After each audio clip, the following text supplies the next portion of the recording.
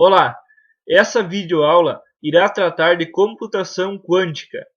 Em um primeiro momento, será feita uma introdução trazendo um pouco sobre a história e evolução da computação que conhecemos hoje, que tem como base a máquina de Turing. Em um segundo momento, será tratado da diminuição física dos bits, bem como uma breve explicação da mecânica quântica. Por fim, será focada a atenção à computação quântica, bem como os desafios para o futuro em relação à mesma.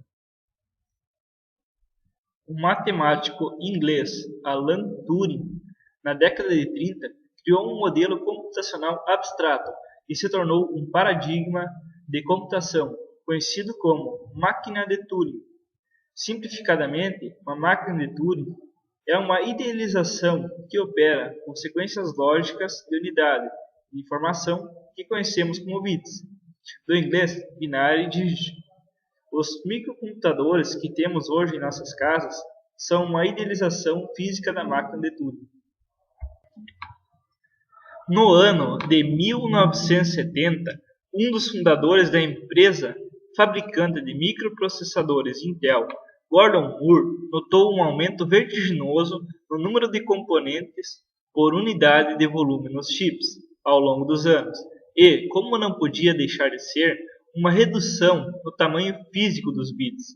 Traduzindo em números de átomos necessários para representar um bit de informação, podemos ter uma ideia dessa redução, pois em 1950 eram necessários cerca de 10 elevado a 19 átomos para representar um bit. Atualmente são apenas cerca de 10 elevado a 9. Isso significa uma redução de 10 ordens de magnitude. Um átomo representando um bit poderia significar o limite físico dos computadores, pois seria a densidade de bits máxima por chip. No entanto, há algo mais do que uma simples limitação física de memória para 2020. E a razão é direta e simples. Na escala atômica, as ideias clássicas não são válidas, mas sim a mecânica quântica. Portanto, os processos computacionais devem obedecer às leis dessa teoria física. A mecânica quântica surgiu da necessidade de uma teoria que melhor descrevesse os fenômenos físicos que ocorrem nos sistemas microscópicos.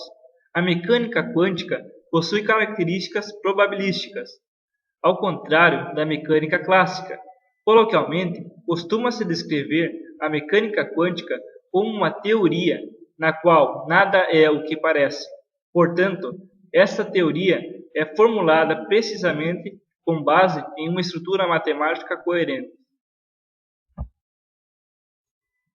Em se tratando de computação quântica, há os quantum bits e os registradores quânticos. O quantum bit pode assumir, além dos estados 0 e 1, uma superposição de dois estados em um dado instante. O quantum bit pode ser fisicamente implementado de diversas formas, utilizando-se um átomo, um spin nuclear ou um elétron, um fóton polarizado e até mesmo utilizando supercondutores. Os registradores quânticos são agrupamentos de quantum bits, enquanto o registrador clássico de n bits só pode assumir um estado em determinado momento. O registrador quântico pode assumir uma superposição de 2 na n estados clássicos possíveis. Analogamente aos circuitos clássicos, os quânticos também são projetados utilizando portas lógicas quânticas, que realizam operações elementares com os quantum bits, formando uma rede que impede a função desejada. Essas portas lógicas devem ser reversíveis, ou seja, a partir da saída é possível saber a entrada, para garantir as propriedades matemáticas de operação dos quantum bits.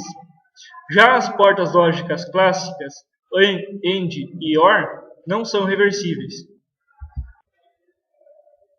Com este e outros desafios, tem-se um futuro incerto sobre a computação quântica.